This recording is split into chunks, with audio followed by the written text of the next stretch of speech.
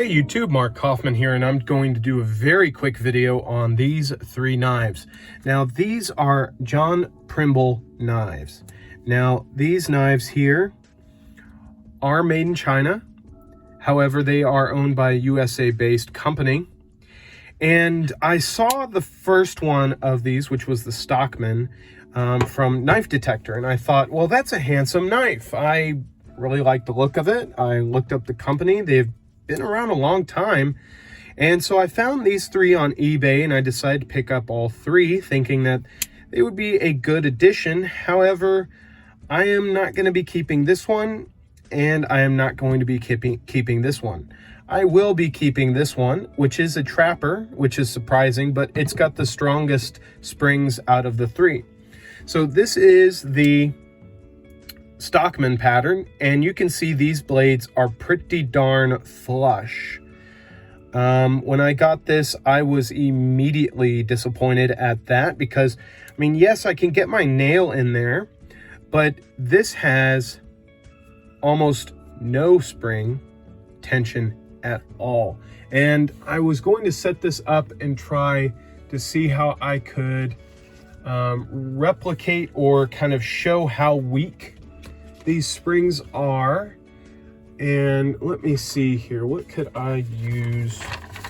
So here is a folded piece of paper, and I can close it with a folded piece of paper. That's how weak these springs are. And this isn't very stiff either. This is very malleable. I can almost get this one. You'll see in the next one, but I can almost get that closed with a loosely folded piece of paper, which is a little disappointing. The main blade is relatively strong, but I would say the close is probably a 2. And the pull on it is probably maybe a 3. Very weak. They came okay sharp, but this isn't very sharp at all. It's not sharp at all. So the spacing on it, not bad. I mean, it's not horrible, not bad. The bone looks fantastic. I think the bone's very handsome, but I won't be keeping that one. This one here is a whittler. And the blade here is not sharp at all. You can actually see like a flat spot right over here where it hasn't really even apexed. The blade on this is actually pretty decent, but the reason why I'm not keeping this is it's a whittler. It's not a split back whittler, but it's a whittler, but you can see pretty sizable gap there. You can see the knives behind it. The reason why I'm not keeping this is because, again, the spring is very weak on this, but you can bend the blade. Now, that's not too bad, but when it comes to the coping blade, look at this. Very thin. Very, very thin. I mean, you could sharpen that up and it could be very razor sharp, but then you're also dealing with a very weak spring, and then you've got a very sharp, flimsy blade. So I am not going to be keeping that.